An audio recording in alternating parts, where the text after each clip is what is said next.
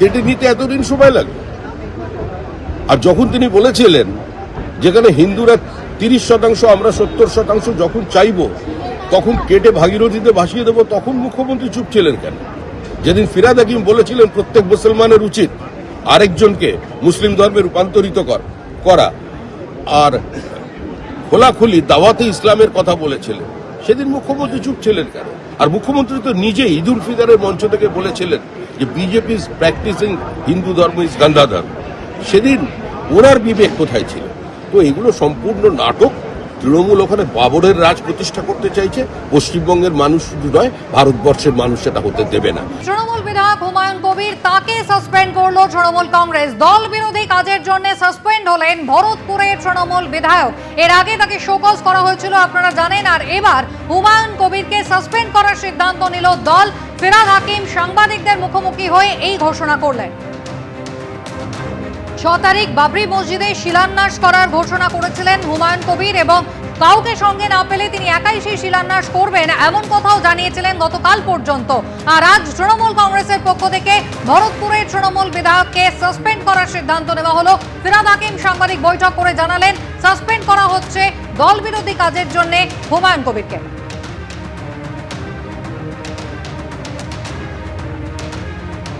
রেজিনগরে থাকেন ভরতপুরের বিধায়ক, কেন বেলডাঙ্গায় বাবরি মসজিদ হবে? কারণ বেলডাঙ্গা কিছুদিন আগে কমিউনাল সেন্সিটিভ জায়গা ছিল, এবং সেইখানে করলে রায়েট লাগাতে সুবিধা হবে। দাঙ্গা লাগলে ভোটের সমীকরণ হবে। সেই ভোটের সমীকরণে বিজেপিকে সাহায্য করার জন্যে আজকে তারা এই কাজটা করবার চেষ্টা করছে। বাংলায় আমরা কঠোর হাতে বলতে চাই যে আমরা এই কমিউনালিজমের দিকে থাকব না। কমিউনাল রাজনীতিতে আমরা বিশ্বাস করি না। আমাদের সিদ্ধান্ত হচ্ছে হুমায়ুন, আমাদের যে শৃঙ্খলা রক্ষা কমিটি, এর আগে 3 বার আমরা ওনাকে সতর্ক করেছিলাম। এখন আবার উনি এইটা করছেন। আমরা পার্টির ঊর্ধ্বতম নেতৃত্বের, অর্থাৎ আমাদের পার্টির চেয়ারম্যান এবং জেনারেল সেক্রেটারি দুজনেরই মতামত নিয়ে আমরা হুমায়ুন কবিরকে সাসপেন্ড করছি। হুমায়ুন কবিরকে আমরা সাসপেন্ড করছি দল থেকে। দলের সাথে তার কোনো সম্পর্ক থাকবে না। দলের সাথে তার কোনো সম্পর্ক থাকবে না। তার কারণ যারা ধর্ম নিয়ে রাজনীতি করে, ডিভিশনাল পলিটিক্স করে, মানে ধর্ম নিয়ে মানে ডিভিশন, ভাগ করার চেষ্টা করে, তাদের সাথে দল কোনো সম্পর্ক রাখবে না। এই মুহূর্তের বড় খবর, দল বিরোধী কাজের জন্য ভরতপুরের তৃণমূল বিধায়ককে তৃণমূল কংগ্রেস সাসপেন্ড করার সিদ্ধান্ত নিয়েছে। আগে তাকে বিভিন্ন রকমের দল বিরোধী মন্তব্যের জন্য শোকজ করা হয়েছিল, আপনারা জানেন। বেলডাঙ্গাতে তিনি আগামী 6 তারিখ বাবরি মসজিদে শিলান্যাস করবেন, নিজের সিদ্ধান্তে একেবারে অনড় ছিলেন হুমায়ুন কবির। আর এবার তৃণমূল কংগ্রেসের পক্ষ থেকে সিদ্ধান্ত, ভরতপুরের তৃণমূল বিধায়ককে দল বিরোধী কাজের জন্য সাসপেন্ড করা হচ্ছে। দল কোনো রকম এই ধরনের সাম্প্রদায়িক কাজে উস্কানি দেয় না, মদত দেয় না, এমনকি সমর্থন করে না।